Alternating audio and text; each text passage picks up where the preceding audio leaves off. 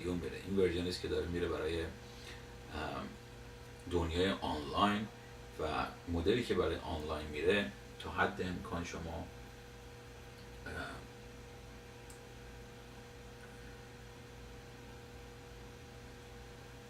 تمام حرفایی که در مورد نوشتن حرفشو زدیم تو جلسات مختلف میدیا و بقیه، هم دارید کوتاه نویسی میکنید، همین که با تایتل بندی این بحثایی که قبل از این میکردیم باعث میشید که بدونید که افراد دارن رو وب شما رو میبینن، یعنی شما رو دارن با وب دنبال میکنن، به اضافه که همینجا اون بحث موبایلی قضیه هم در نظر میگیرین که چیزی که دارید تنظیم میکنید موبایل فرندلی هم خواهد بود. متنی رو که میذارین باید دقت بکنید که شاید لازم باشه که هر چند وقت بیاین و آپدیتش بکنید. شاید اون متنی که میذارید، کانتنتی که گذاشتید اونجا یه چیزی باشه که در طول زمان به خاطر اتفاقات که داره میفته در اون بیزنس شما و کارهایی که داره اتفاق میفته شاید نیاز داشته باشین که برید اینو اصلاحش بکنید و از اون حالت مرده‌ای که انداختینش اونجا درش بیارید. اگر نیاز به این هست همیشه اونو آپدیت نگرش دارید، نه اینکه هر چند وقت اون متنی که میذارید حالا اینو باید دوباره تکنیکالی در وبسایتاتون رعایت شده باشه. الان تو سوشال میدیا که دیگه همشون قابل ادیت متنا، برمیگردید و ادیت میکنید، اما در در دنیای در دنیای وبسایت خودتون بعد اینو مد نظرتون قرار داده باشین که حتما بتونید این رو کار قابل ادیت باشه و هی برگردین و اگر لازم بود اینو ادیت بکنید اون متن. این نباشه که یه چیزی که مال تاریخ‌های قبل از این بوده و شما توی اون در نظر نگرفته بودین و ولش کردین 2-3 سال، بعد الان مثلا یا قوانین عوض شده یا یه اتفاقات افتاده و شما اینو به صورت این متن مرده میشه و تازه بعضی وقتا ضد تبلیغ هم برای شما میشه و میبینید که این موضوع دیگه الان اپلای نمیکنه. برای همینه که خیلی وقتا متنایی که دارن میذارن با تاریخ آپدیت میذارن و میگن که این آخرین آپدیت این متنی که دارید اینجا میبینید تاریخش کیه.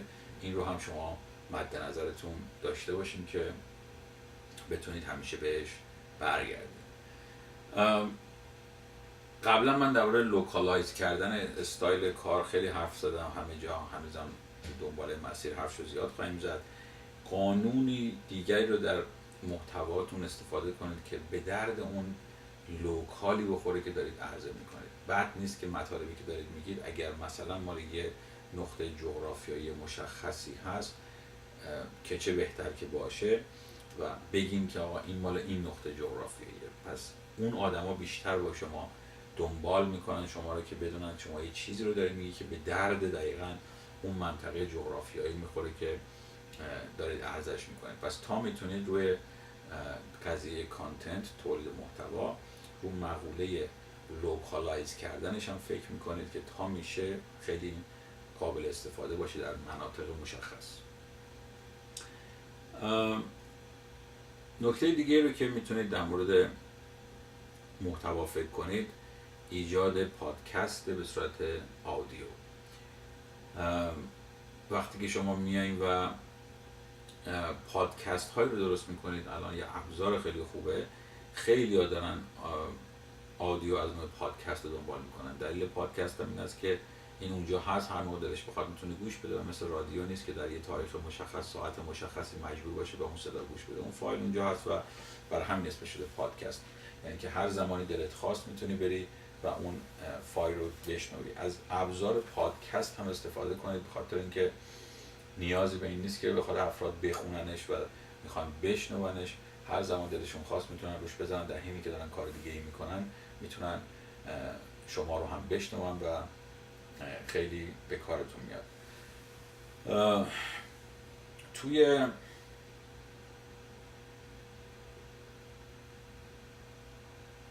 بله مثلا آنلاین داره میگه که برای بخش‌های مختلف صفحاتمون یا استفاده از کارهای مختلفی که داریم از محصولات خودمون آموزش بذاریم و آموزش‌های جدیدی بذاریم بر اساس اتفاقاتی که داره توی تغییراتی که تو محصولاتمون میشه یا استایل جدیدی میاد، اونها رو شروع میکنیم تغییر دادن اون کانتنت و اون محتوایی که درست کردیم اونها رو آپدیت می‌کنیم، به روز می‌کنیم که دیگران هم ببینن، حالا چه با ابزارهای جدید که اومده بهترش کردیم، چه با اینکه شاید تغییراتی در صفحاتمون دادیم و این خودش یه محتوای قابل استفاده به درد بخوره. اون بالاتر دوباره حمید اشاره کرد به اینکه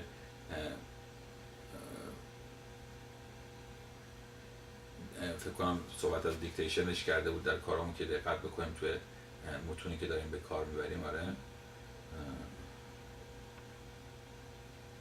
اونایی که میگن وبسایت‌های چند زبانه دارن اونها بهش دقت بکنن که دارن متونشون رو به چه شکل و شمایلی به کار میبرن.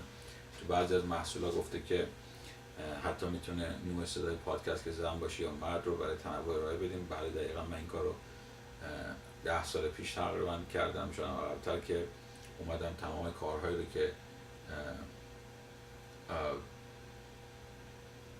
دارم میدم بیرون با صدای جداگونه، یعنی صدای خانم همون رو دادم بیرون و با صدای آقا هم همون محصول رو دادم و گفتیم که هر کدوم از دوستان دوست دارن هر کس بر اساس طریقه خودش بیاد و این کارو بکنه و خیلی هم کاربردی بود. خیلی دوست دارن که با صدای خانم بشنون، خیلی هم با صدای آقایون گوش بدن. بله، توی متن نویسی اونجا اشاره کرد به اینکه قلم نویسی نداشته باشیم. بله، چیزی که داری برای وب آماده می‌کنیم باید خیلی راحت و قابل هضم و بی دردسر باشه. همین کاری که الان داریم می‌کنیم به صورت وبینار هستیم و آنلاین ویرچوال با هم هستیم. یکی از بهترین ابزارهاست که شما الان میتونید در حضور آنلاینتون به کار ببرین برای کانتنت سازی که روزها و ساعت‌هایی رو اعلام کنید. خیلی ابزار جذابی شده که افراد دارن از این بهره میبرن و میان آنلاین و به صورت زنده با هر کس که دوست داشته باشه میان مخاطبینشون رو نشونه میرن و مخاطبینشون محتوا عرضه میکنن بر اساس نیاز اونا. یعنی چی؟ شما فکر میکنید، میرید طراحی میکنید که اینها چی نیاز دارن، واقعا میرن نگاه میکنن ببینن نیاز اینها چیه و بر اساس نیاز اونها اومدن و براشون خدمتتون عرض شود که وبینار طراحی میکنن و به اینا وبینار میدن. حالا ممکنه مشتری ها مثلا مثلا میبینید یه عالمه فیدبک اومده که ما نمیدونیم چطوری مثلا تو مسابقات شما شرکت کنیم. اینو یه وبینار میذارید با موضوع مسابقات خودتون، خیلی هم استقبال میشه، میان ازتون اونجا سوال مستقیم میپرسن و بر اساس سوالاشون جواباشون رو میدیم و به جوابای خوب میرسید. بعد از مقوله محتوا، گروه دومی که گفتیم خیلی اهمیت داره در آنلاین مارکتینگ، گروه ایمیل مارکتینگ ماست. ایمیل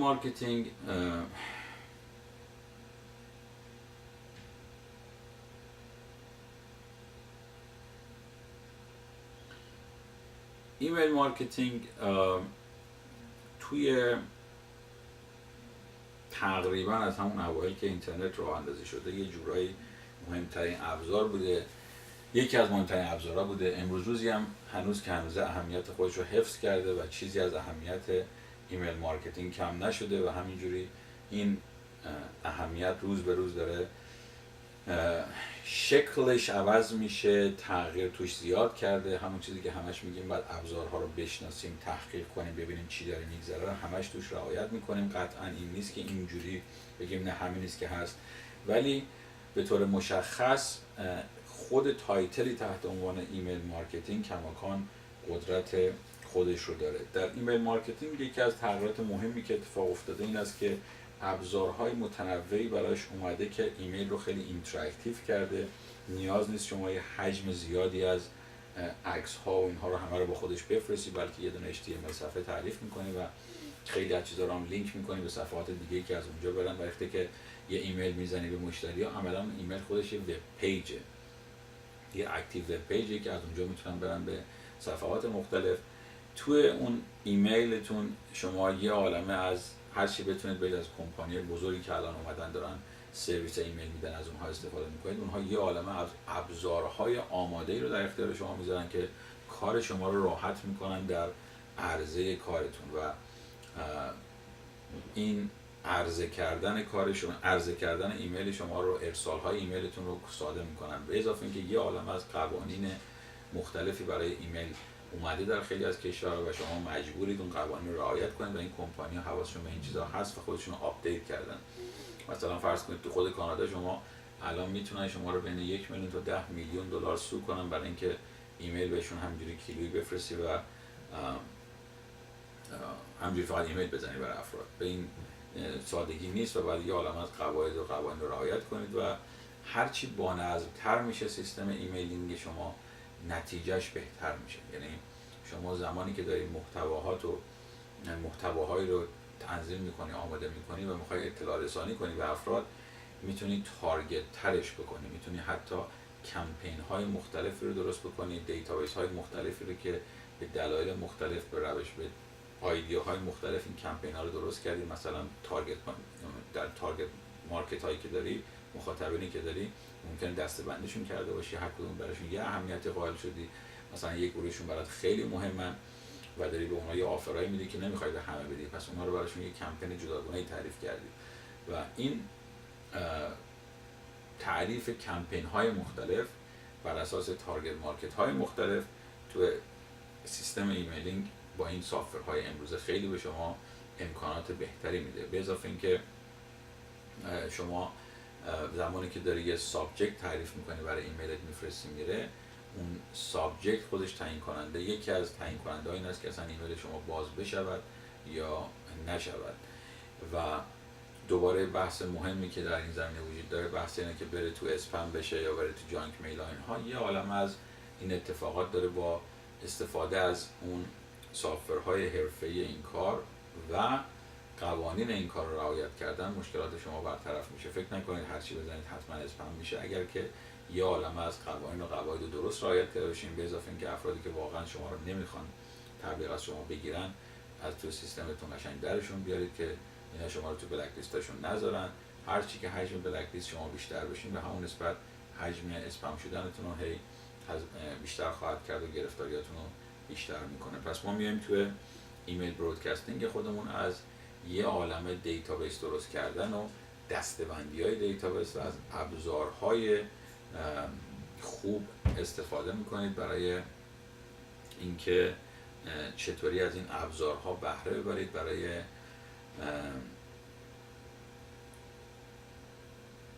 مدرن کردن سیستم ایمیلینگتون. مثلا خیلی از دیتابیس های خیلی شیک و ترتمیز، یکی از جذابیت های اون استفاده از سیستم های جدید این است که شما برمی‌داری از این تو این سیستم ها کاری که میکنی خیلی ساده میای تو دیتابیس اسم رو تعریف کردی، مشخصات تعریف کردی و اینا میان زمانی که ایمیل رو میزنن مثل یه ایمیل چی بهش میگن، یه ایمیل انگار برای فقط اون شخص این ایمیل رفته، اسمش اومده، یه مشخصایی از اون آدم اومده و در بالای اون و اینا فکر میکنه اون ایمیل مشخصا فقط برای این آدم ارسال شده. این از جذابیت‌های مدرن کردن سیستم امروزتونه. حتی میتونید تعریف بکنید که چند نفر از اینها اینو واقعا باز کردن و چند نفر از اینها با کلیک کردن رو اینها روی کدوم لینک های شما کلیک کردن و به چه صفحاتی از صفحات شما رفتن.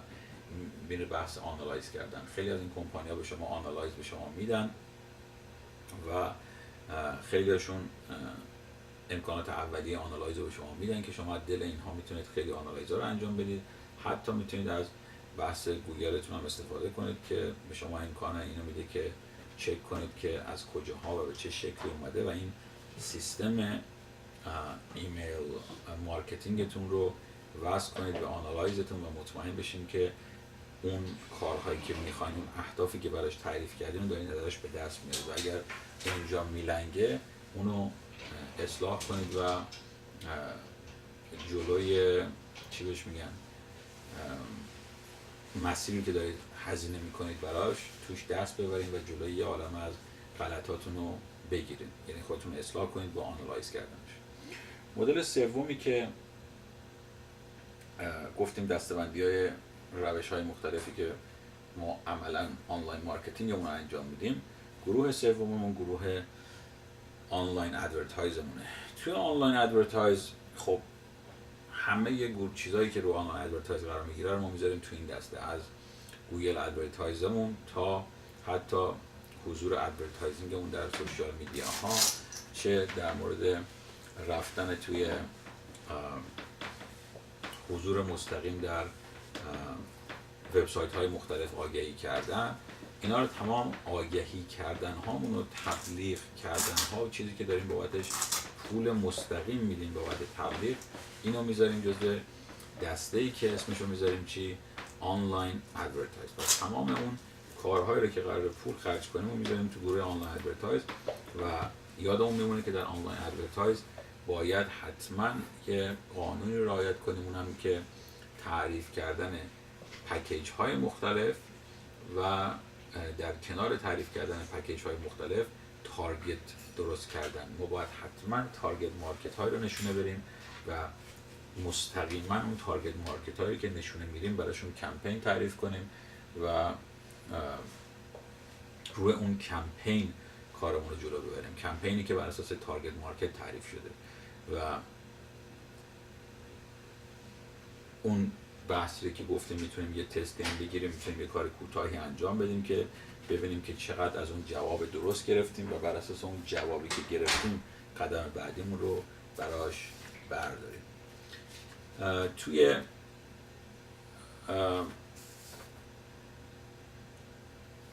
این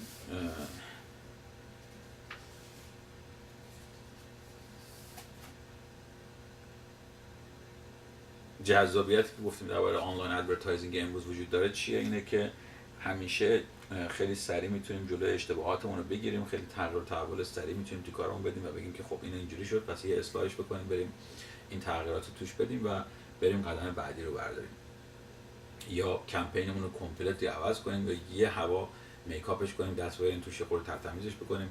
این یکی از جذابیت‌های بزرگ خود آنلاین ادورتایزینگ